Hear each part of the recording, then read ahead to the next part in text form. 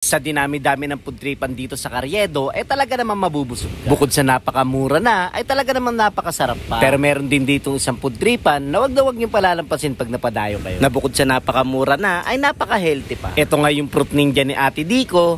Di ko kilala. Kasi nga, hindi ko natanong yung pangalan niya.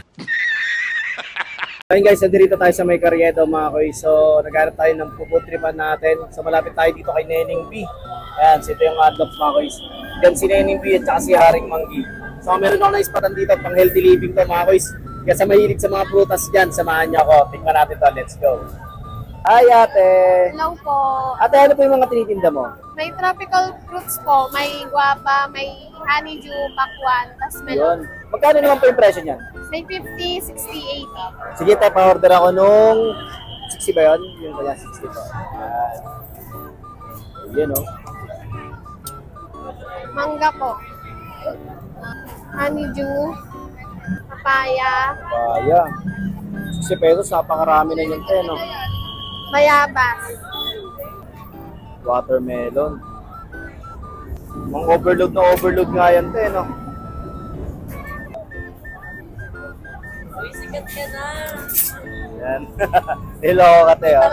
Te, ano yung special, ano dyan? Ano yung twist netong tropical fruit mo? Mas masarap po pag maanghang. Sige nga ma'am, patingin niya ako niyan.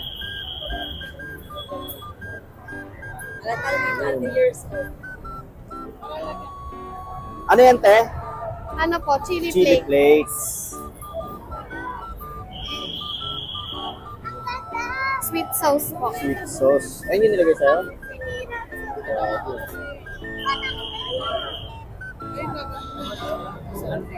Yan. Thank you ate. For only 60 pesos te, no? Opo. Te, anong oras ka nandito? 8 a.m. to 10 p.m. po. 8 p.m. to 10 p.m. Daily. Opo. Araw-araw po yun. Sige ate, thank you po. Tingnan ka na to. Thank you po. Ate, ito na mga kus yung in-order natin dito sa Ninja Fruit ni ate. Te, ano nga pangalan mo te?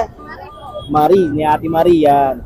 So, ito nga mga kus, no, napakalupit na ito kasi may kakaibang twist. Meron siyang chili flakes, tapos may sauce na nilalagay. So, first time natin makakatikim ng ganito mga kus, no. So, tara. Ito, for only 60 pesos, napakarami na. Tapos may iba-iba na siyang prutas na nakalagay dito. So, tingnan natin. So, try natin to.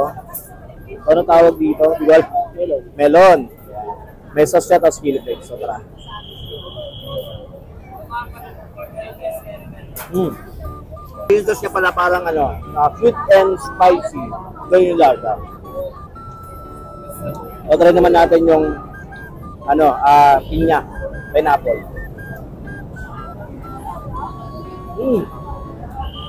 Sarap! Kakaiba yung kataka ng sauce niya. Grabe ito ha. So, isa pa.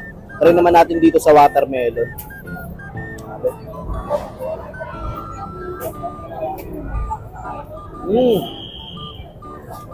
Ang sarap mga kuys. Tamis anghang yung lasa niya. Mga kuys, ang maganda rito. Kahit makarami ka na ito kasi napaka-healthy. Puro prutas, tapos may sauce lang siya. Yun yung pinaka-twist niya, mga kuys. Sa mga dumadayo rito o pumapasyal dito sa may Carriedo, mga kuys, huwag nyo palalampasin na hindi matikman tong fruit ninja ni Ate Marie. So paano, hanggang dito na lang at magpupudrip na ako. Bye-bye!